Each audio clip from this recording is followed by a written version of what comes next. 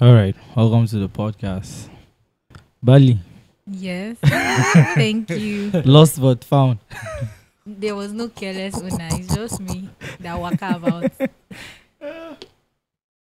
Hi, Hello, happy new year. same to you. Thanks. Happy half year. Yeah, happy half year to you too. It's mid-year. So, Mhm. but for me, I've not seen you in like 3 years. What am I supposed to say? Happy 3 New Years. Happy 3. How did you survive COVID? Yeah, this from that time. I've not seen you Wow, like before that's- COVID. That's a long story. Do you even remember? Was it at the festival? April? I remember. Yeah, that was the last time I saw you. Yeah, so that was a really long time. And you've been everywhere. You've been in Ghana. You've been Wow. everywhere in Nigeria. Not yet. Even though recently I went to Oyo State, which is the last southwestern state. So I think I'm done with the southwest. I'm ready to meet my evil prince. Emeka. Wow, Emeka, No, please. I told him that's not the name. Chukudi. Okay. Nah. He's a doctor, right? Oh, please, let's leave that aside. Okay. You guys are saying something I don't really know. Yeah, we started talking about Okay. Nigerian men a little earlier. Oh, okay. What about Nigerian men? Where to start? Start from the north. Start from up north. Mhm. So, I like teasing people. Mhm. I like it a lot. And Wow. of course, like slander. I Okay. love it. Like, let's just go. No, it's cool. Like this Yeah. is podcast is for the free. Exactly. Yeah. No So- limitation. No NBC. Like in blocks, I would say I like to tease that northern men don't have game. Wow. And of course, Yoruba men are breaking hearts. So when you say they don't have game, what do you mean? Let's see. Not players. They're not players. That's not it. I don't know how to explain it. Like, they're just very forward. You know, like the whole interlude of romance is missing on them. So Oh, it's like wow. Naganki, Mama Natasenki, let's marry. You're like, why? Oh, Yeah. oh, I see where Wow. you're going. So, Okay. yeah. That's Wow. that's a problem if you're actually looking at it from that perspective. Mhm. Actually, Yeah. so the Yoruba guys, Why is it Oh, a God. problem? she said there's like zero romance, and it sabotages Oh, okay. everything. Okay. Is this certified? It's not Is it plus- certified. Is It's it a plus 18 stereotype. certified? No. This episode. Okay. Right on. Yeah, so like it's a stereotype. Of course, it's not a healthy stereotype, but I like the slander. It brings Okay. a lot of it. It gets people, triggered. You are sounding so experienced. With Like what? I like to do like it with now. northern men. No, please, there is no experience. I just do it's a stereotype, and I like triggering people. So when I say it, and you're another man, at first you feel attacked. Like, what do you mean we don't have game? And then I tell you, and then you think about it. And you think of like 5 or 6 cousins who have done that, and you're like, Okay. technically, it's kind of true. Mhm. But it doesn't mean that it's true for everybody. So Okay. Yoruba guys are I mean, their fame is international. they are always breaking hearts. Yeah. They have How game. true is that? I don't know. I can just tell you that I have receipts on Twitter. I can send to a DM. I can send to your DM. I don't always trust what we see on Twitter. On the internet, yeah, Mhm. there's that. On Twitter especially. But also, I can't give you people's personal stories, but believe what you will. Do you have any story like for yourself? I told him I don't want to talk about it. Oh, but you do have. Yes, I do. Okay, so all right, that's fine. I can make my assumptions. Feel free. He won't say it. He won't say his assumptions. Yes. No, Yeah, it's just for okay. me. I'm Yeah, saying he should feel free. It's in his head. It's Yeah, rent it's free. for me. Oh, okay. yeah. Yeah. I don't Mhm. have any. I want you guys to inform me. No, nobody's going to inform you. Please, these are stereotypes. They are not nice, but Okay. I just want to put Off it the out camera. there. No, Can you even inform me on off the air. camera? No, I won't tell you. Okay. It might inform your bias, Mm-hmm. and that's not what I want to do. Yeah, actually. Yeah. Cool. Cool. But still, anyway, they are doing that slander. I'm there. Northern men put me there. Okay, what about the Igbo men. Eastern men? Well, first of all, I do not even like to categorize Nigeria into those 3 tribes to begin with. You've already started? But I've already started. Yeah, because I was going to say something. Yeah. I've seen something about that from your book. Yes. So even before we started recording, we Yeah. were talking about it, and like the Igbo men. That's why I like picked the Igbo men. I think like based on what I've read and heard from people's experiences, they've got that on lock. That whole, they know got how game. Yeah, they've got game. Yeah. Wow. Yeah. So Really? yeah, I think like generally there's so many things we can exchange, like culture-wise, Okay. especially in the dating scene. But I'm not expert, so because I'm single, like I've been single for a while, for all my life. Really? Since COVID? Yeah. You're okay because Not- you're not married. Is that a type of single? No. Everyone is single, yeah? Actually, everybody's unmarried, kind of single. Yeah. But what I'm saying is like there are things we can learn and unlearn from different cultures. Mm-hmm. Yeah. So yeah. For instance, like being straightforward is good. It's not always a bad thing.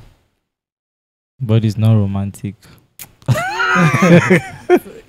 So you pick your cross. You pick your cross how you want it. And then of course they are the ones that will say the nice things, sweet things, and then they are lying to you. Then of course they are the ones that will shower you with gifts and affection and attention, but there are certain They're cooking things. breakfast. And they'll serve you in the morning by 5 a.m. So like whatever it is that you want to pick, make sure you are picking your poison with wisdom. True. So you're advising people to go around. Who am I to advise? What am I? You're Ballie. I can advise nobody. Okay, but you can actually talk to people about your experiences and they will learn from it. Well, my experiences are uncommon, to say the least. So I don't know. People can actually learn from things that are not common too. Yeah, there's that. You don't really have to come out and say, I'm teaching you. The way you I should live just your share. life. The way you live your life, other people learn from it. Yeah, that's true. Yeah, they could learn what to do or what not to do. Yes. Especially children. Have you noticed that children are really big copycats? Of course. Like you don't need to invite them to Sure. do what they are doing. They will just They just pick it up. It's so scary. Yeah. It's so scary. It's like consciously, I think when I started teaching, I had to start rewiring my mind to say, can I do this in front of a child? Can I say this in front of a child? Can I do this in front of a child? Because like that's the most basic level of innocence there is, right? Yeah. And kids they don't have any underlying motive to mimic you. They're not trying to get you into trouble. They are not trying to blackmail you or whatever. They're just copycats.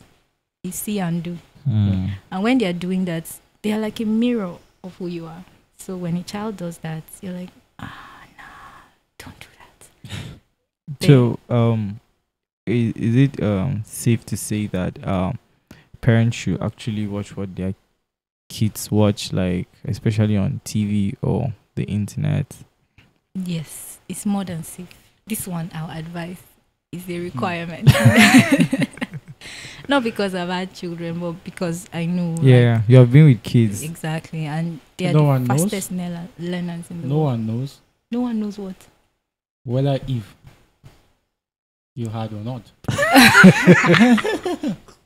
Well, that was why I had to. You seem like a very private person.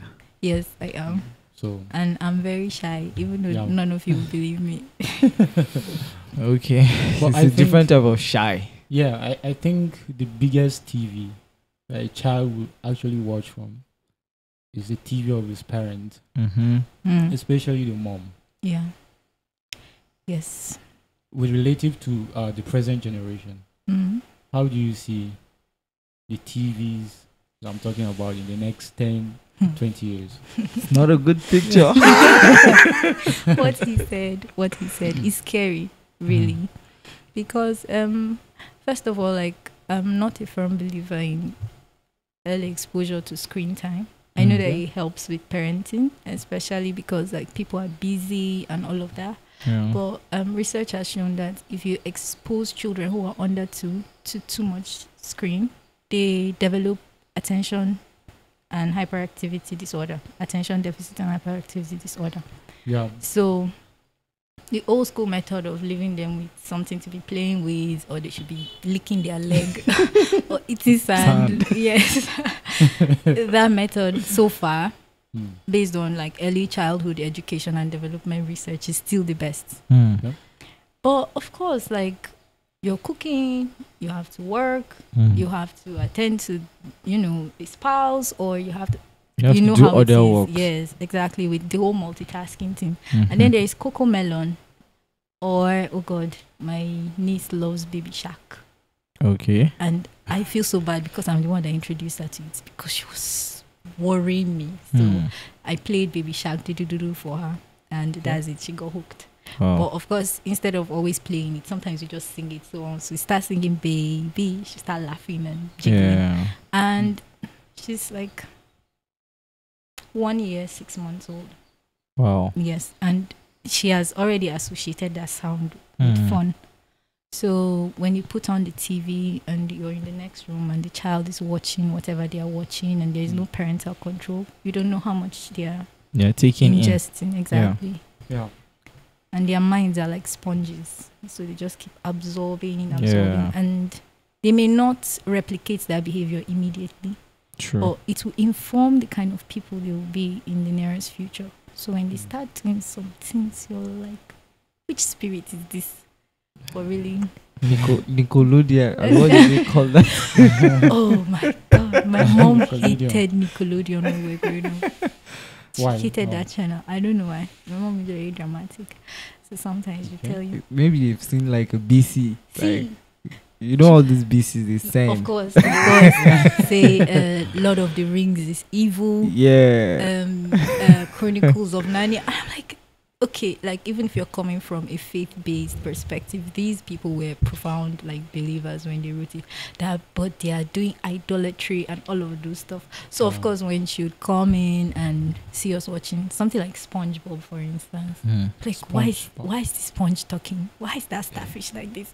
And then there was a broadcast she got, of course, that was like, Nickelodeon is leading your children to hell. Yeah. So Yeah. Wow. it came. And after that, then there was the gist that I think she saw something and it triggered a terrible dream, and that was it. Banned forever. We're already kind of grown up, Shab. But yeah, We're here. we are here and we are kind of sane, so that's good enough. You have been to different places. Like, of course, your book. Congratulations again. Thank you. I know we've had this talk before, and I've seen you like in different settings, like doing like a read for the book, and obviously you have met people from different backgrounds, different cultures, and different beliefs. Yeah. Now your book is talking about like your stories, like how it is like down here or up here, north, and you have seen different people and different cultures. How do you relate to those different cultures? Aside my men bashing and stereotype that we started Yeah. I like to approach the diversity in Nigeria, for instance, with newness, like a child, really. So it's like when you get a Rubik's Cube, you know, when you're turning the colors to make them click, there's that excitement. Of course, there will be a frustration at some point in time when things not, So that's the kind of approach I come to it with.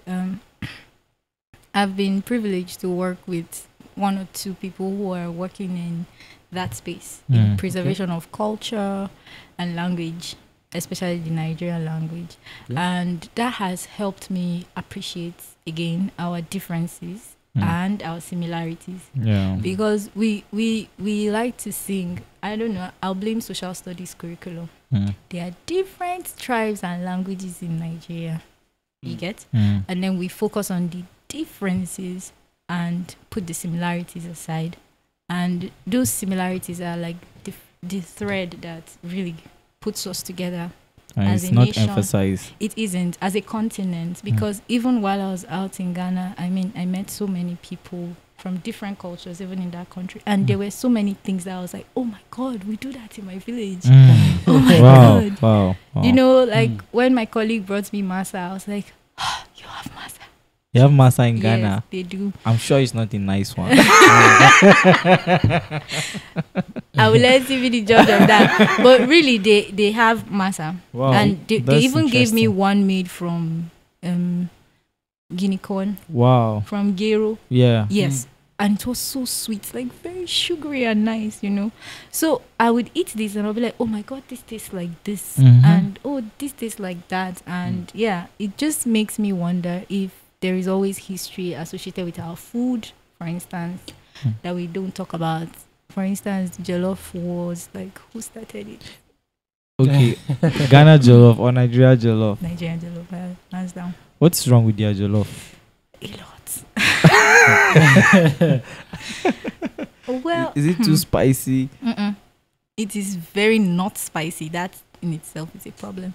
Oh They wow. don't I eat, heard that other African countries they don't they eat don't spice like use us. spices like Nigeria. Yeah. They Oh. don't. No, they don't.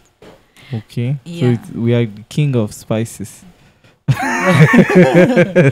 are. Spiced up. Yes, we are the spice of the continent. Okay. I So see. like there are a lot of differences, especially even in cooking. For instance, my initial horror was seeing that they don't wash their rice before they cook it. Really? I was horrified. I was like, oh, the yama yama is inside. Like they don't want the real ingredient to go. I said no. I like me I making. can imagine. Hey, it will be as too for the starchy. rice there, it has to, hold together. Ah. How will you enjoy it if it doesn't hold together? Charlie. So we they try for Nigeria. Yeah. So they were also like my colleague that I lived in the same building with. We were working together. He could not wrap his head around why I was always washing the rice.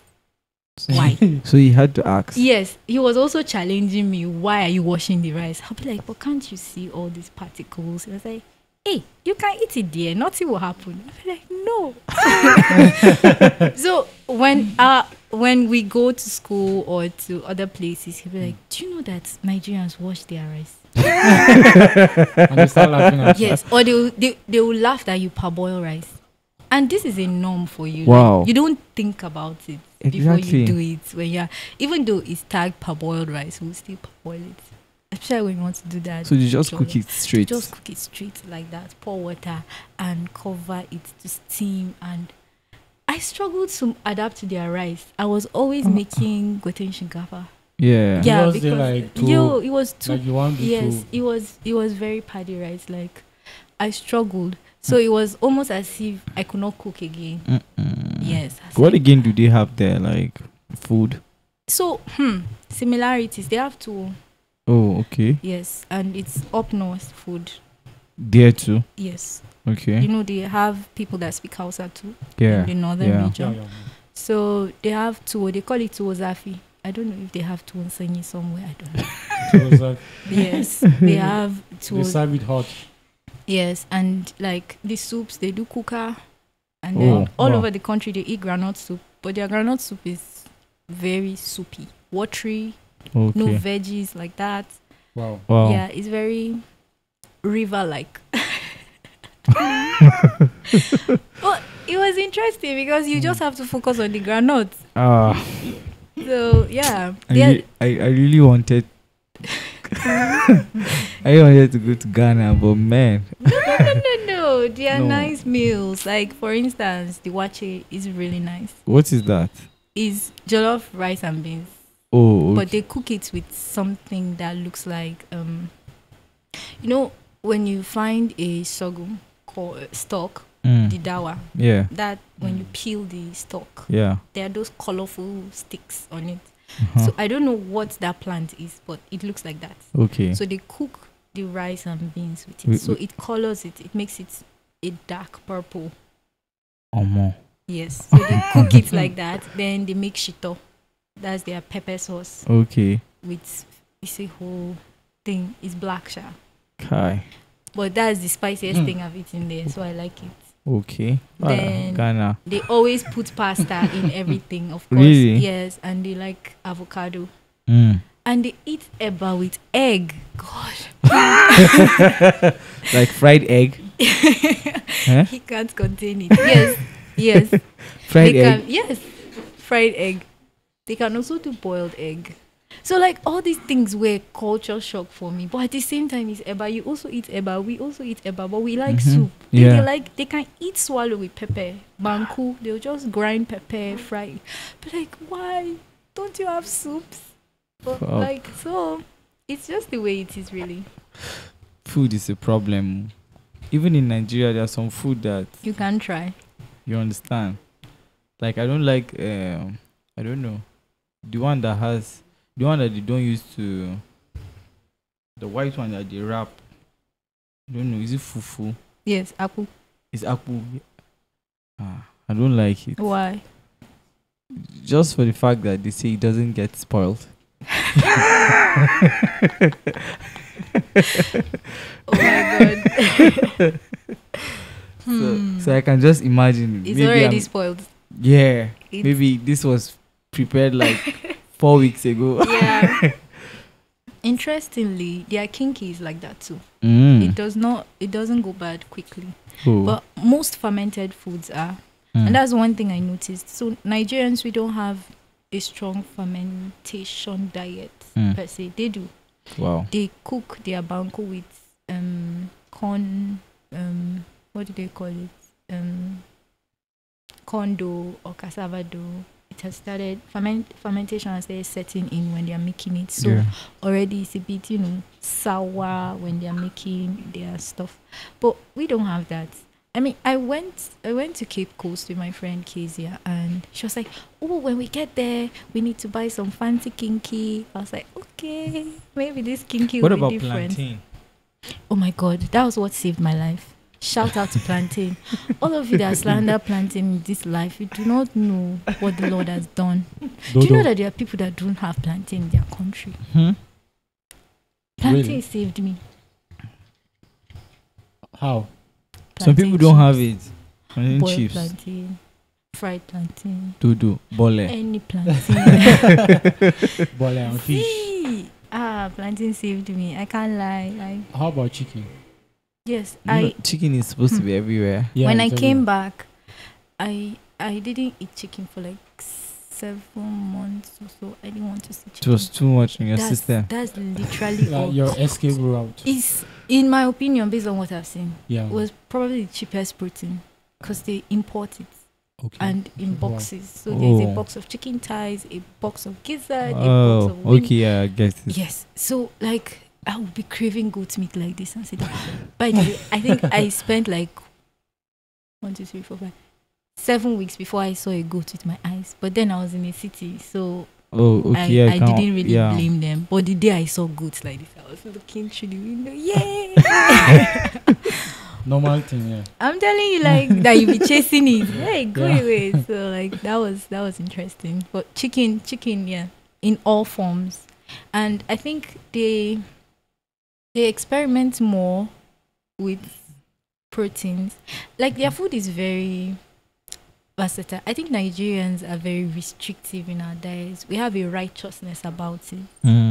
And it took being in that environment for me to, again, the similarities and differences. You can never conceive eating swallow without soup. You rather die. Really? Actually? As a Nigerian. Can you ever imagine eating pounded yam without? Yes. With pepper. You just grind pepper, like grind it with onions and fry it and season it. And they would angola it and get their fish or their sardine. They're real flat tilapia like this. Like yam and Yes. sauce. Yes. Wow. And it's not even red oil they will use before you think you're tasting soup. It's real cooking oil. Wow. So it was so interesting. Like in my brain, that's very different. I was like, that's sacrilege. You don't do that to swallow. Swallow is to be eaten with soup. But It has to be eaten with soup. That's why you swallow. yeah. Like, it's the soup that will make it swallow. So there is a lot of that. That's why Nigerians use draw soup. 'Cause you Yes. swallow it. They have easily. draw soup too. They call it so they call our egusi soup stew because it's not soupy. Okay. They're very American about it. So Wow. soup must be very watery and soupy. And they call egusi stew. Then okra, they call it okra stew. If I'm going to Ghana, I'm going with my food. There are a lot of Nigerian shops, so you won't stress like with food. yeah. But me, I like experiments. I like trying out new things. Wow. Not with food. Otherwise, I wouldn't have like been able to draw all these conclusions. Yeah. And it's the same thing. I remember when I went to Nasarawa State to serve and I had my DD for the first time. I was confused. I was like, is it dry pap? What am I eating? And so like even within Nigeria, I've had those shocks and those experiences. But all I try to do is, this tastes like this that I know. Yeah. Or it's totally different. So I'm open to, a Yeah. new experience. And I think like that's what we should do with our cultures. True. Like Okay. when it comes to marital rights or funeral rights, they are interesting things that we have as practices. True. Like my people, I think up until of course the ushering of Islam and Christianity, if somebody who is like 70 something dies, they throw a party. But now we only associate that to Yoruba people who, throw a owambe for an older person. But that was it. That for you to live that long, you are up there in the elder years. And we know that disease used to kill a lot of people, so they didn't live that long. But if you live long, they'll throw you a party. But we're losing all of these things about ourselves. Now, if I tell you I'm Jared, the first thing you ask me is Kina Shangote or something. But there is more to us than all these capital things, the differences we've held on to for so long. So we are losing it. Like where are we losing it? Is it that the parents are not passing it on, or just the Western culture is taking over? It's a cocktail. So of course the world is busy. I was just telling my friend that it wasn't until I think in the month of June or late May that my nieces and nephews in Abuja first had a nighttime story, like Tasunya, that Yes. Wow. Because like they have an inverter, so even if there is no light, there will still be light in the house. So they are never in darkness. But this day was very cloudy, so the inverter did not really charge like that. And they ran out of things to do. Their tabs ran out, battery, everything was low. And they were just looking at me, Auntie. I said, sit down, let me tell you a story. Wow. And they were so fascinated. They were like, Auntie, tomorrow. I was like, no, the magic is when there is no light. And that was a very common occurrence for me growing up, because NEPA did not deny us those things. Yeah. There was no light. There was always no light. We're in the dark. I'm telling you. 6 p.m. in while. So there is a juggle of modern life and holding on to like culture, and of course there's intermarrying too. Yeah. Which also, like, there's always, what do I bring from my culture? What do you bring from your culture? The most present parent, whether it's the dad or the mom, would have the greater influence on the child. Yeah. And then there is the whole language thing. Everybody wants their child to have the proper diction, speak Queen's English, so they don't speak their language in the house. They only speak English, a little bit of Hausa, and a dash of Pidgin, and that's that. So all these things that are contributing to it. Then there is urbanization. We don't live where our people are per se. So for instance, my grandmother traveled with my parents and stayed with us, so we had her as a steady presence. She was carrying culture in her and forcing us like forcing us to So you know how to speak just a little. level. Just a little. Despite your See, Ma's even presence. that. So I went to boarding school quite early. Okay. And when I left, like, I just lost the language. My sister speaks fluently, though. Okay. So there is all of that. And right now, I'm trying to create, like, tools for people who want to connect with their culture. At least you can learn your language online, maybe on YouTube. Even if you not speak to read Bible in your tribe, at least you should be able to, know the basics. Yeah. So it's a blend of plenty factors. What do you think? Whatever you think. This guy is a politician.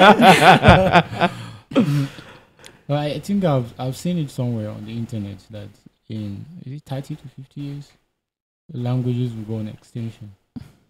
Like a lot of languages in Nigeria, especially. Because people will not be able to speak it. Yep. Yeah, we are not preserving our cultures. True. For example, in my site. Where's your side? Good question. Okay. From my site, I've tried to look at history, books that I will read about my culture. But it's nowhere to be found. What culture is that? Don't worry. Why? We are worried. You don't want to tell us. We are worried. We want to know. Don't worry. It will not make me say, ooh, these people are like this or like that. You have that bully It's stuff. just I don't slander. Don't worry. It's just slander.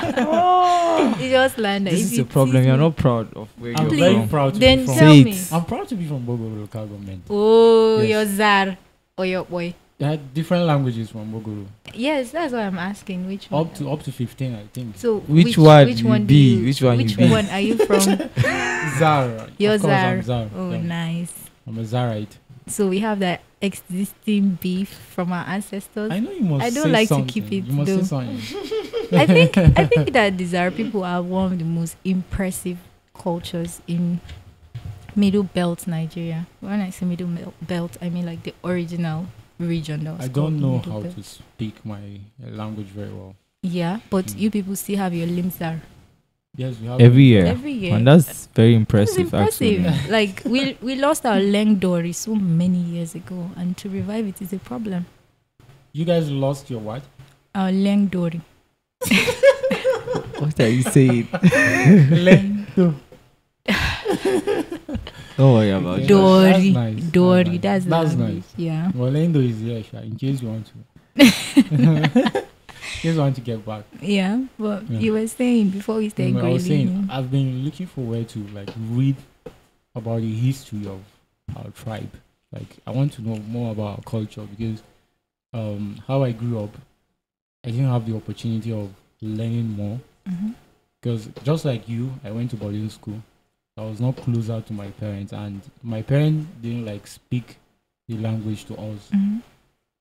So I don't really know much about it, and I've tried to do research. To learn more. Yeah, to learn more, but I don't have that tools Yeah. for that. So I think we are not preserving our culture, and for that to happen, we need to go back to the roots. We need to go back to the roots. You get people that will tell these stories, and they'll be documented. Yeah. You know, as far as history is concerned, when you don't document it Can as it happens, you lose the order.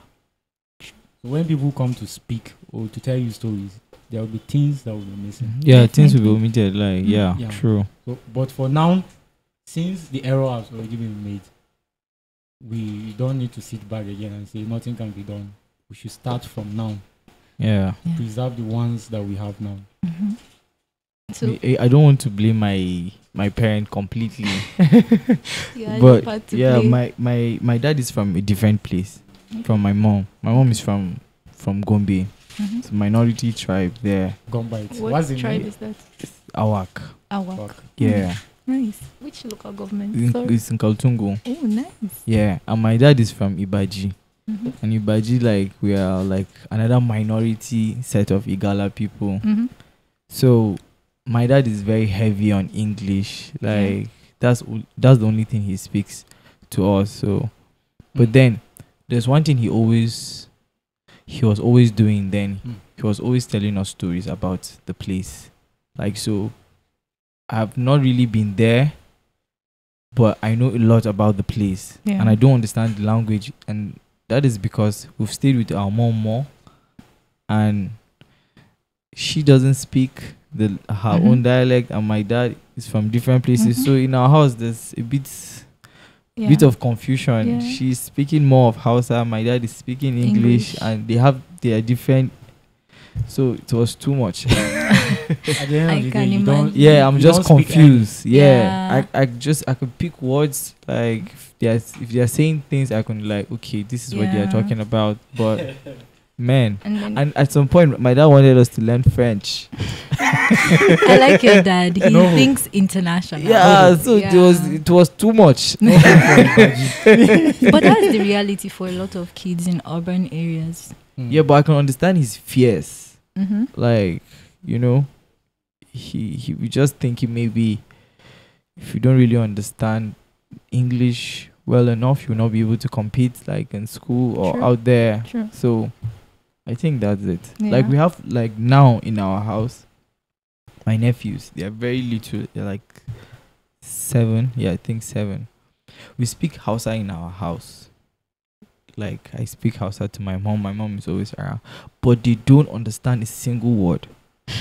Sounds familiar. They don't understand a single word. Like recently, I think my mom started teaching them, and they just know that KK is bicycle, and they were so excited. So you can imagine, and that brings us back to like the screen. They're always watching. They're always watching, and they are so troublesome that sometimes we just have to put on the TV to get some break from them. So you can imagine. So they are so connected to like Nickelodeon and others. And Disney. And Boomerang. So I actually fear for our own was bad, but it's getting worse. As the Ghanaian woman said, hey, the situation is getting worse. They say that a lot, by the way. Yeah, so now about your book, I can only imagine. I don't know. Me, I make music and I know what I pass through when I'm trying to like create or like try to do like a project. So I'm thinking like when you were writing like all these stories, you were trying to put them together. What did you feel? What were you feeling? A lot. So it will still bring me back to what you people have said. Is that absence really? Because I started writing when I was 7. Actually, I've been writing another book. This one is a collection of like fictional stories. But you know how artists, you can start one song and then it's the one that came today that you start recording and finish. So that's how it was really with this book, because I like traveling. So while I was traveling, I'll just pass by something. I'll be like, oh my God, it's true. This happened when I was a kid. And I'll just write it on my sticky notes. And, I had lots of them later. So at the time I finished serving, I just joined one mailing list like that. And he was talking about how you should write 500 words every day for a month. And you'll have a book. And I was like, you're joking. Because like at that point, I had never even written any long form essay that had been up to 500 words. Like with plenty editing. So you want me to write 500 words in a day? Are you joking? So I just took up that challenge and I decided to, write it out and extend it. But it was never supposed to be a published book. So growing up, I love to read. I still do. And like I read a lot of Nigerian literature. But it was always set in scenes that were not very familiar to me. The closest I've come is The Virtuous Woman by Zainab Alkali. I don't know if it was part of your curriculum. I didn't really do literature. Like, it was I've heard about the book in junior secondary. Yeah, but I don't think we did that. Probably it was like years after you finished junior secondary. But like when she was describing Nana Eye and the limp and all of that and the food and it was real to me, because like I know Inanna I. Hello. Yeah. But when I was reading The Incorruptible Judge and they were talking about, a big office in Lagos, Yeah, I've read that too. Uh-huh, Yeah, I've read they were that. in the same period. Yeah. So it was so far-fetched for me. Mm. And then you read Chinua Achebe's books and Wole Soyinka and like all these Nigerian literary giants, they represent their culture fully. True. But there is an absence for us. And so like I realized that there isn't much on us. Like you, I went to Google like about my tribe and all I could see was something a missionary uploaded, I think in 1980 something. And it wasn't your people, like Exactly. someone from somewhere just came and Exactly. made Just his own recently, observation. I was in one place in Jos. They call it Summer Institute of Language. So their work is they try to preserve languages. Is a linguistic based project, and they have a map of Nigeria and the different tribes and all of that. And I went on the map and I saw like my people, and all they put there was Duguri. Right, like in the Yankari district, that side. And I was trying to explain to him that the Jar people are a bigger group, and then the dialects. And so you guys are from different places, right? There's some from the Tafabalewa, some from Kanam, some from Alkaleri. So it's the whole colonial map thingy. Yeah. Before then, we were just a cluster. Yeah. We all traveled from Borno State. Okay.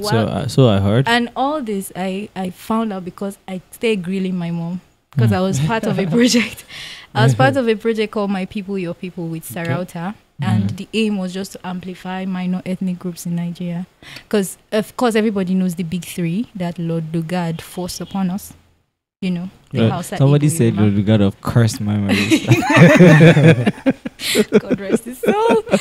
But yeah, and how about we focus on the lesser known tribes and the dissimilarities? So that's what the project was about. So I was now digging. So we talk about the history of the people. We talk about their folklore. Because like stories are the real carriers of culture. Yeah. And one of the reasons why we've lost so much of our culture is because we have an oral traditional system. So when grandmothers are not close to you, they can't pass down to you all the knowledge and information. And it was not written anywhere. And it's not written anywhere. So they die with it. And that's why we don't really have it close at hand. You get? And so excuse me, because of that and my curiosity, I started grilling my mom. So the Jar people came from Borno. Some of them stopped in Adamawa and they acclimatized and they identify as the Mbula tribe now in Adamawa. Oh, wow. You know the Mbula tribe? Yeah. Good. Then there is us that stopped in Bauchi, right? Then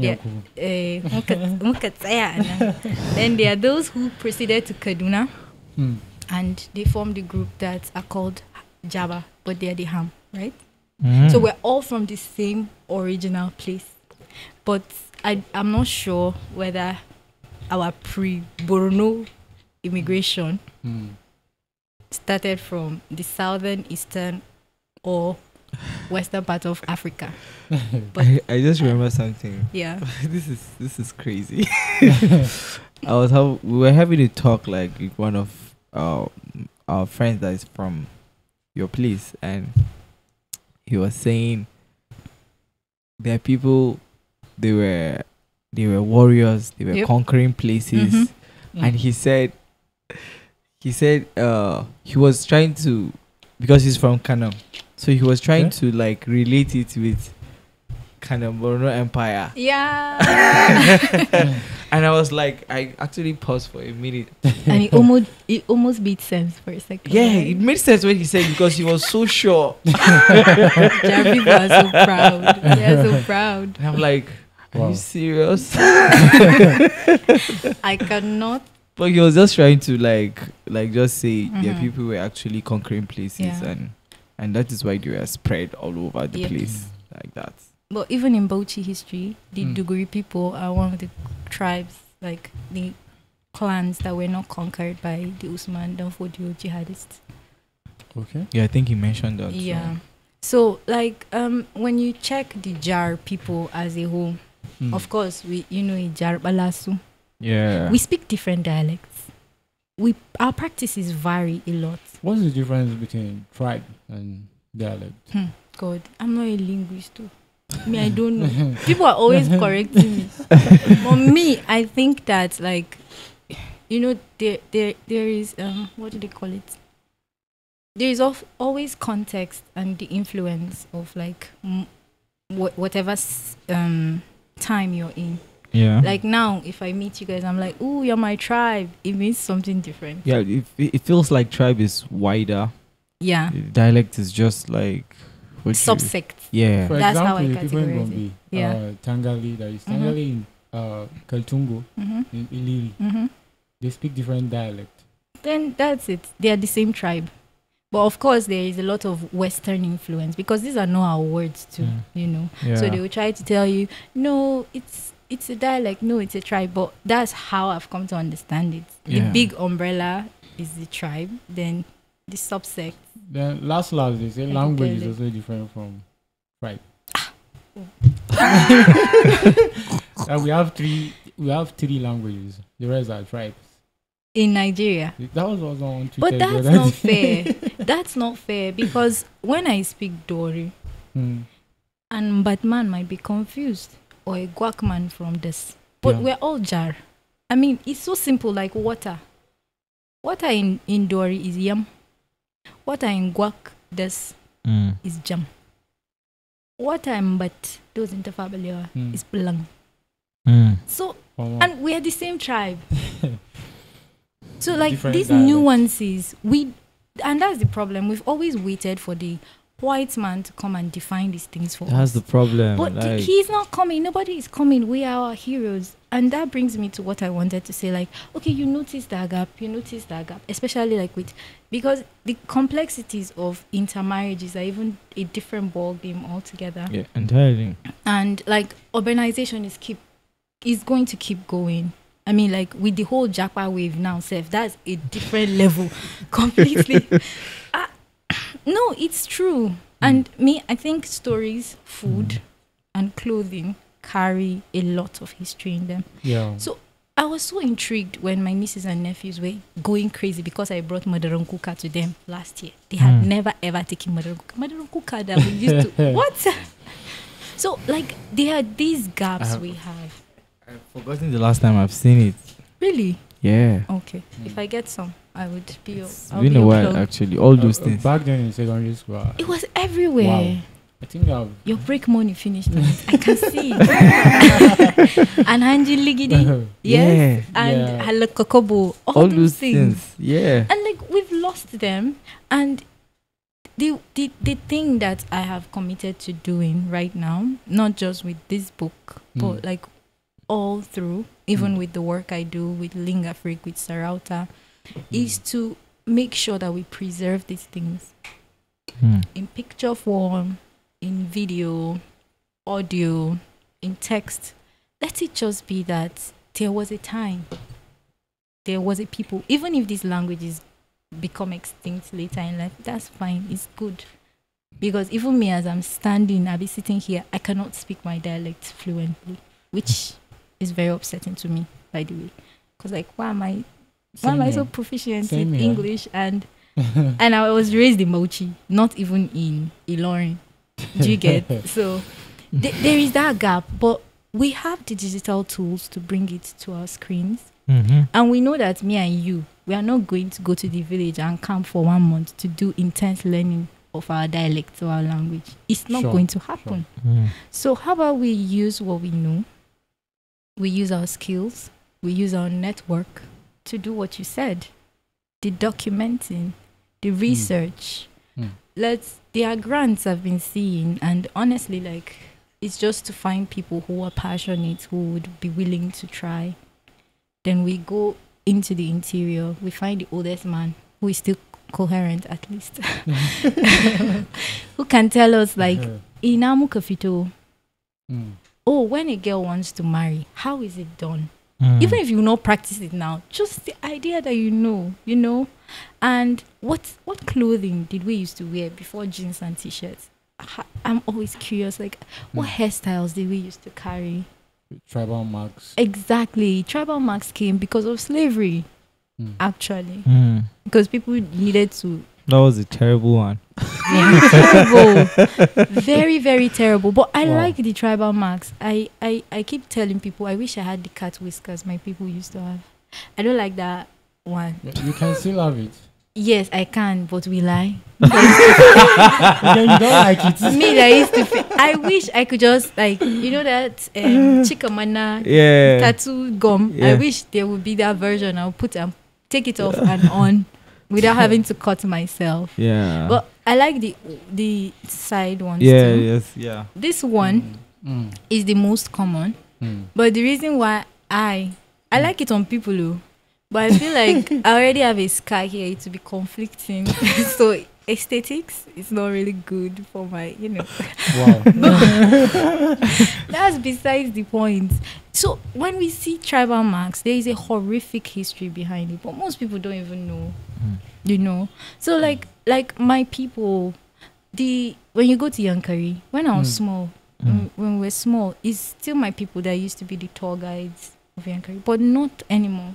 So now when you go to Yankari and you ask about history, they'll tell you, these are the iron smelting points that the people that used to, who are they? What are their names? I fought with my last tour guide. We went with my family. He kept saying, so some of the local people that, I was like, excuse me, these local people, do they not have any? Like, I was like, it's written there on the wall and you're a tour guide. The least you could do is, mention least, them, yeah. acknowledge them. Yeah. You get it? The word Yankari is in jar. Yankari. What took you there? That's what the forest was called before the white man discovered it. But we don't have this written down. This is. There is work. We have homework. Like, we have so much intellectual prowess. Like, we have so much at our fingertips, I mean, look at what Lendo has done with one mic stand. Look at how you've changed the face of like entertainment and creativity. And how about we teach people to not just identify with Hausa? Because Hausa in itself is like another version of colonialism that we don't want to talk about. Actually, I was listening to a hip hop project by LP, Minority Recitals. I think that project Pizzo. was all Pizzo, the LP. It was all about minority. yeah. There was something he said on one of the songs. That's the FGC song. Yeah, the FGC song. Yeah. That in the curriculum, he was forced To accept that, Hausa. like he's Hausa, Hausa. and he's not really Hausa. Didn't you mark it when you were doing your command transform? They will Yeah. ask you tribe, Yeah. Hausa, Igbo, Yoruba. That is the only thing The you see. best you see is Fulani. Yeah. And it's so insulting to Or us. they'll say Hausa Fulani. Yes, when I was in primary school, they would not allow me to do my tribal dance. That I should go and do pillow. Why? Why must I carry calabash on my head? Even though my people just dance with the head. But whatever, allow us. At least I know how to do the Zara dance. Haba. Zara Raise dust. They just allowed us. Akwekura. But like, we want to be able to express ourselves. Yeah.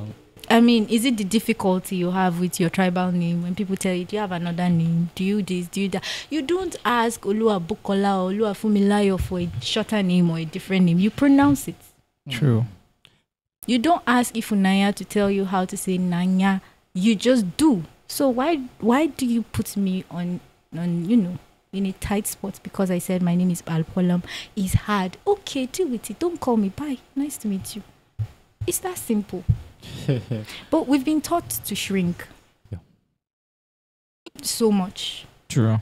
I mean, it's always explaining yourself. I fought so many. When I say I fought, it's not like whoosh, whoosh, whoosh. Yeah. But it's just always preaching the gospel. Aboki. Yes, NYC camp. And I'm like, you are in Nasarawa State with me.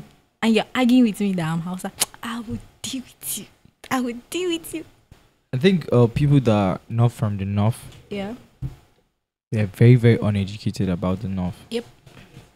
They were always copying answer during social studies class. They don't know, because if you just move up, like Once you they leave the think middle belt, everybody here is is out. Hausa. And illiterate. that's Even including Igbo people. I have an Igbo friend. When he goes home, they call him Hausa. Yeah. If you are raised here, Yeah. you are just assimilated. And Yeah. this is the illusion we have of one Nigeria. Unless we start to see our differences not as fragments, but like a mosaic. You know, how like there was one art project we did, I think we're in just 3, where we had to use sand, beans, glass, blah blah to do a painting. And it was the coolest thing in my life. That's at like that point. collage. Is that what they call it? Yeah. Collage or But mosaic. I think it's the mosaic. The collage is the one they use paper. Okay. And, yeah. So like it was the coolest thing because I could never have imagined that a soft and a hard thing And or come together. a big and a small thing would come together and bring out a beautiful piece of art. But if the beans and the sand were like, your beans, your sand, let's not meet, the thing would not have, it wouldn't have worked, right? Yeah. So we also in the north, like when I say the north, I mean the lot of us, the entire geographical location from the Middle Belt up to the Sahara, we also find the fighting difficult. But freedom has never been given. You have to take it. Yeah. So Gotta snatch it. I'm fighting the inequality being meted out to me in the north because I am not originally Hausa or I'm not Muslim. I lose out on a lot of privileges because my Hausa doesn't have that thick accent, you know. And then I step out of here and I'm also being marginalized because I'm from the north. So where do I fit in? And then instead of like raising my voice and amplifying, I just decide to be like, talk is my lot in life. Between the minorities in the north and the minorities in the south, who are suffering more from marginalization? Or more, I do not even know. So you see, the thing is that the largest cluster is the one in the north. Yeah. And when I was doing research, I found out the Idoma people in the south. Did you know that? Yeah. So intrigued. I don't even know I was that. so intrigued. There is. Yeah. Wow. Yes. And like they've been there for years. Really? And they are Idoma, Congo, not a riff-off. Okay. Yes. But like Nigerians don't respect each other. That's the basic. That's like the foundation. Because why would an ethic man tell you to stop calling him Calabar and you keep calling him Calabar? Tell him I'm Ibibio. You say you're Calabar. I'm ethic. You are Calabar. And it brings me to how we started this whole conversation. I intentionally brought in the slander and the banter. It's nice. When you're doing it, it's sweet. Like when I say Yoruba man, this drag them by their dada. But the truth is that what spurs these stories? What are the things that spur these things that we use to slander each other on the tail? Are they just like you and your brother, you are fighting, you say your big head, your big nose? Is it just that? Or is it spurred by like intrinsic hate or a feeling of being better? That ethnocentrism where you feel you're better than another person's tribe or culture. Yeah. So we in the north, we know our problem. Within ourselves, Jarans are people who will not sit and keep up, who will do push, right? So, and then we are fighting each other and we're being oppressed all together. How about we have a unified voice and speak up? I was with somebody in Kaduna and he said something very profound to me. He said that he's not trying to like deny that we are marginalized or we are disadvantaged as minorities, right? But we perpetuate the disadvantage. Because instead of competing, like instead of honing our crafts and our skills and our art and competing on a national level, would rather create our own subsect, our niche, where we'll just be like tiny local champions. And that's it. Because it's the easier route. It's the easier. Yeah. I was so challenged, you know, because he was like, I should write. And definitely, like, I made a commitment that whatever it is I'm going to write, I must infuse elements of my culture or at least other cultures that are not the lesser known cultures in Nigeria into it. Whatever it is I'm going to do, I would do my best to infuse that. But until I make sure that my work is so polished that if it's on a national level, people will pick it over any Lagos writer or Abuja raised writer. Not just because, oh, you're from a minor ethnic group, that's fancy, let's hear what you have to say, but because it's that good. You understand? Yeah. So we don't rise to the occasion. These things are challenging. I mean, there is this I think he's a Kenyan writer, Ngigu. I don't know if you know him. He and Achebe, they were like contemporaries. While Achebe was writing in English, he kept writing in Kiswahili. So his work had to be retranslated to English. Of course, his readership was limited in comparison to Chinua Achebe. But he made his statements. He protested with his art in the best way he knew how, if you catch my drift. Yeah. And his work is still like made reference to globally, regardless of the original language it was written in. There's this writer, Nawal Sadawi. She's Egyptian. Yeah. She was a psychiatrist, like a doctor, then she specialized in psychiatry before she wrote. And like she infuses a lot of like her Egyptian culture into her work. And of course the nuances that are there. So when people do this, it's not like they just say, oh, we've created a category for you guys, come in, sit at. No, you budge in, you force your way in, and you command the audience and the respect of people because you are confident that what you have to say is important. So we need to stop shying away and like shut the mirror. What I told you earlier. Yeah. Amidst all these things, how do you think the entertainment industry can play a big role in the preservation of cultures? So far, especially the minority cultures. Oh my God, in so many ways. I feel like we understate the power of storytelling. Do you know how many young boys have found courage in knowing that there are artists like Classic and Morel out there who are not Hausa by tribe, but are dedicated to their art and crafts, even though like they are not rapping in their tribe, they are rapping in a common language, and like even though the going was getting tough on so many levels, they didn't back down.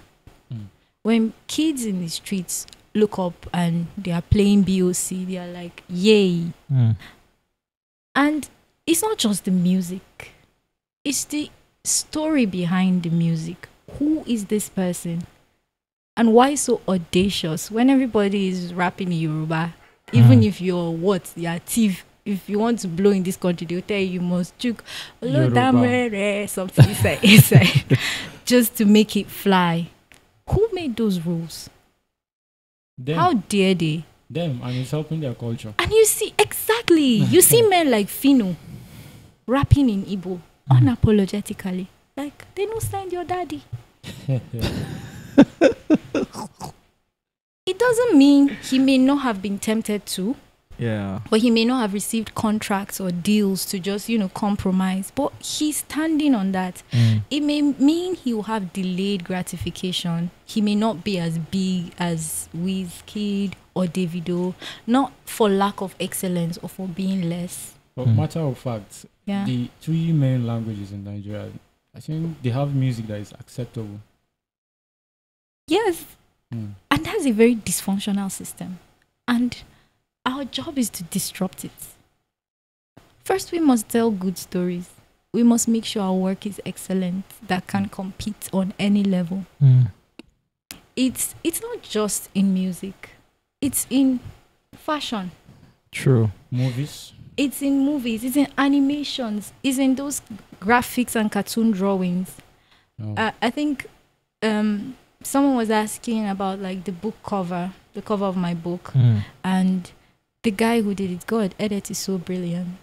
So all I did was I just sent him like pieces of fabric, this hulanzana, all these things that we see everywhere, and he just extracted patterns and elements and all of that. But if you've been in northern Nigeria, if you glance at it, it rings a everything bell. back. Yes, Yeah. it rings a bell. And if you haven't, you'll be wondering, what does this mean? What does this pattern mean? What does this weave mean? Yeah. You have to spark up curiosity about yourself, because you can't keep saying, "Oh, we are plenty. Oh, we are many. Oh, we are different. Why should I pay attention to you? What makes you so unique? What makes you so exciting when I can just go and listen to Faji or dance to Fela, It's the truth. So we are so laid back. We think that it's academia that will solve this problem. We think it's the linguists that will solve this problem. We think it's the historians that will solve this problem. But history has shown us that like the best way to convey any message is through stories, whether in music, whether in arts, in drama. So we have to believe in our stories enough to tell them. Josh, you have to blog with such conviction. You're not just blogging for yourself, you're blogging for the entire ZAR people.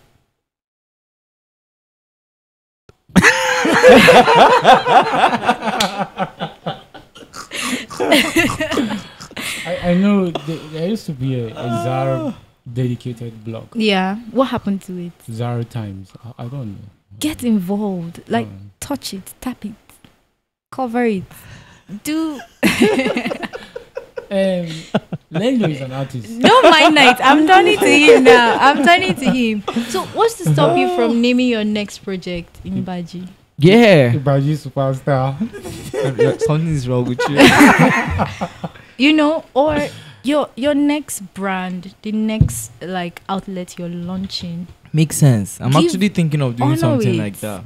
Honor it. Honor our people. You see how Classic, I like making reference to Classic because I feel like he has been audacious in that. How the Gargagia documentary is. I don't know if you've watched the music video. You've watched it? Yeah, sure. It's good. Because when you watch it, I mean, you know now. You know the fabric. Yeah. You know the colors. You know what royalty looks like. Yeah. You know what like it sparks a feeling of oneness. You identify with it. Yeah. So until you give people something to be proud of, they will have no cause, no reason to follow you. True. I agree. Fact. So you're proud of the ZAR culture. You may not speak. 100% proud. Then carry it on your head like gala and hawk it, my guy. That's it. That's the mission. That's our mandate. With your art, with your the minority mandate. Yes. One was there. I think I have to call. I won't carry it on my head. Carry it like gala and hawk. Josh, we need to call Pizzo. Please. Pizzo the LP. Yeah. We need to call him. Man, I've been on that album, and what we are discussing here is connecting. I'll show you a link. I would love it's to. actually connecting. I'm being listen. connected to it. Yeah. So, like, there is a lot for us to do. And the reason why I'm feeling so charged and sparked up is because I got tired of feeling like a victim of Lord Lugard and his forceful marriage, like a victim of, the Usman Dan Fodio jihad war, like a victim of the Emir of Bauchi that just called all of us Jarawa, even though, like, the Afizre are very different from the Jar people. I got tired of feeling like a victim of the guy that decided to name those caves in Yankari, the Marshall Caves, after him. Caves that my people were using to hide from slavers. How dare you? It's exhausting. The first day I went there, I was like, was Marshall inside? Do you get? Say he discovered why was it. he Oshemongo Park. Marshall? You see this spring, Wiki Spring. The word is Wiki. Where are you? that's what the spring was called. Mm. And like, so I'm mad at people who did not hold my culture in Yankari Games Reserve. My mom worked there at a point. So exposure if I didn't have that exposure early on, I wouldn't know what is missing now. Yeah. Because going to Yankari as an adult now is a bore. No shade. Because the spark, the intrigue, like before, it was mud houses with air conditioning. Yeah. It had that authentic feel. And that's one thing Ghana has that we don't have, by the way. We're also busy to become very, very Western, while they are so invested in localizing everything. And that's why they are a big tourist attraction. I think they actually hit a miss in Yankari by doing those chalets like that. Those suites. They were, nah. They got it wrong. I don't know who has ins with the governor, but please. The day I was passing through this Zaranda axis, they were demolishing this Bauchi museum. Yeah. They did? It was demolished. Oh my God. I was like, he's no longer a museum if you destroy the structures that are there. Like, what is that? It becomes a gallery. Worse than a gallery. Doesn't make any sense, actually. Why? And like you see it in. And those structures were like. Oh my God. Something that made it look like a museum. Of course. Would you go to Abubakar Tafawa Balewa's tomb and desecrate it like that? No. It's true. It's the value we place on these things. We don't place value on these things. See this Katangam, Bauchi. Yes. The way it is, I like it that way. It should remain that way. Nobody should go and paint it and plaster it out. No, really, we need to bring back these things. I mean, even the animals are running away from Yankari. True. Let's be honest. The only thing there is water buck. What is that? And popular? the baboon and the warthog. Yeah. The pumbas. There are so many of them there. So we need to do this. When you're shooting your music video, go to sites, go to Gubi. Make sure you tag it there. Let people want to come and see where you're from. There are beautiful, beautiful scenes from our village. Me, I know. Whenever we are passing that road, I've started taking pictures actually. And like the sunset, oh my God, it's so gorgeous. I think I've been to our village twice. Which side? I can't remember. Which one is my side? village? I can't remember actually. You can't remember her village? We have been there. I've been there, yeah. We went for the documentary. Oh, Diego. How do you know it's her village? Which village? You've been to Jarland. Yes. Is it Tafawa Balewa or Alkali? Oh, the Duguri side. Duguri side. Duguri side. Okay. Well, that's it. My mom is from Tafawa Balewa. From Tafawa Balewa. And your dad? He's from Alkali. No, Okay, but all of them are Jar. Oh, okay. Different I dialects. told you now. Different dialects. My mom speaks all the dialects. Do you know? Wow. We've been to what is the name of this popular place? This is quite popular. Purno, No. Zul. Zol. No. Gar, Gum. No Bordeaux. Is in Bauchi State? Jar place. Where is that? But The place is the name is It's around which? Bungudu. You know Bungudu? only Bununu. We went to Bungudu, but then there's a place that is I think is before there. Let me see. Dapchi. Elmut. Git. Git. It's not Git, but it's close to the place. Like I've been to Gyangya. I've been to Git too. Eh. When you don't travel, She get trenches carry you go there. Well, burial. Is it Gyangya? No, Tadnum. Tednu. Oh my God, how did I forget? I had a horrible experience in Tednu. We've been to Tadnum before. Brings back like the conversation about like bad Ewan. cultural practices. Yeah, Ewan, I think we went to do a show there. Oh, Like that's it was nice. it was deep inside. Like Trenches. yeah, we went to do a show. Like we took everything from here. Like, And you went with your truck. yeah, we went Was to it do a network? truck. Yeah. Okay, that's good. That's good. Wow. Dope. I can't forget Tadnum. that. And do you know what? We went there very late. I think we got there around 10 or 11. You'll be so Wow. exhausted. Yeah, but we had to start doing the show like by that time, Oh my God. and we did it. It was during Christmas. Everywhere was cool, but do you know that these people were outside? Mhm. They were waiting for us. So even if you don't come, they have a culture of partying during Christmas. Yeah, Till yeah. down. I don't know. That one Christmas. Till You people down. used to do it, right? Yes. Hey, come on, Till down. shut down. Let's go. It's the best. It's the best. Like you pay money, then you tell them the song you want them to they play. play for you. Mm. Like it's the 50 best. bucks, 20 Guy. bucks. It's so It cool. was fun. I mean, like, and these are things that we can export. Yeah. But we don't see and finish. We don't rate it. Yeah. Western cultures work. There is On more us. than Western culture. There is And even a us too. glorification of Nigerian cultures that we think are superior to ours too, you know.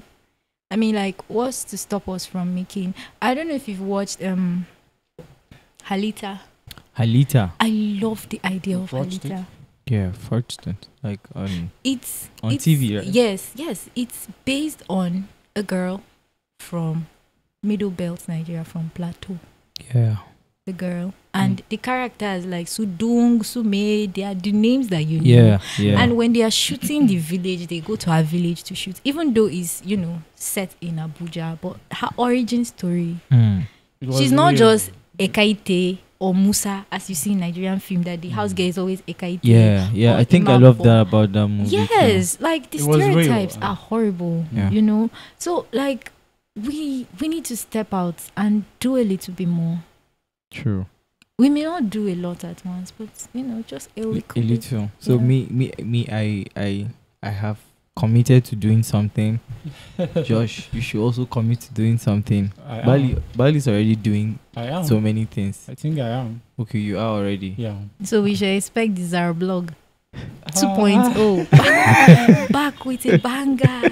That was not my idea. It was Oh, not okay. mine. Oh, Yeah, okay. Zara Okay. It Time. exists. Yeah, it was Okay, existing. Zara Times. Mm. There is a Mada blog.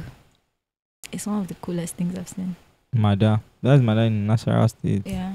This is Madan Sama or Madan Kasa. I don't know. Konesikia. There's someone I want to ask, but never mind my business. Okay. All right, Ballie. This is a much needed conversation. I Yeah. wish we could talk for forever. Yeah. I've learned a lot. 45 minutes. You were right. She was saying, like, I was what like, will how we will be talking for 45 minutes? Yeah, we were here for almost an hour and 20 minutes. We've tried, especially with this. You Yeah, know. I told you want to know until Yeah. after the whole series. Yeah. Mm. It's been a good You should one. come back some other time. Yes, I would love Because to. There's a lot. there's a lot of things unsaid. We have not even really dived right No. into the book, No, we but haven't. there's so much. We should do it like a part 2. Yeah, I agree. I will not come to Josh does what he committed to do. I want to see like his, outing to say Wow. having. I think I'll come with my Zara attire. Eh. Oh my God, I've been looking for Truguri attire for a long time. What is Wow. do you guys have attire? Yes. So our people Is were it- warriors. Is it animal skin? So they said. It What should is the be. connection? Do you know the like? Tera fabric? No, I don't know. It's blue, navy blue, and like a lighter shade of blue. I'll send you a picture. Okay. So based on what I've heard, like that's what our attire looks like. It's puffed up, like very proud and arrogant. You've never. I've never laid my eyes on it. It has just been Wow. described to me. So it's one Wow. of the things I'm trying to acquire. oh wow. Yeah, somebody raided my grandmother's box, so it's not there anymore. I'm so Okay. pissed. Yeah. Sorry Yeah. about that. Thank you. But I do hope to get it, and maybe like me and you. Try and get it before the Face next off. episode. Hey. We can Try do and that. get one from me, Baji. Yes, you should. That would be so cool. All right. Hey, he said all right. Yeah. I'll try. So Ballie, Josh, we're going to do this thing again. There's something I want to ask, but man, Time. it's going to take us back. Yeah. It's a good thing that we are all from a minority. Yeah. Like, Yeah. Hmm. I wish you were Igbo. so that you drag him like tiger J. drag. I like dragging. For someone who likes violence, I'm such a peaceful person. Yeah. Yeah. You are. Thanks for believing in me. Alright. I know you don't believe in me. It's not you I'm peaceful. talking to. You're not peaceful. She's not peaceful. She's not peaceful online, on Twitter. Oh no, Twitter. God, we have to spill blood. You guys are from the dragging community. Yes. Hmm. Alright.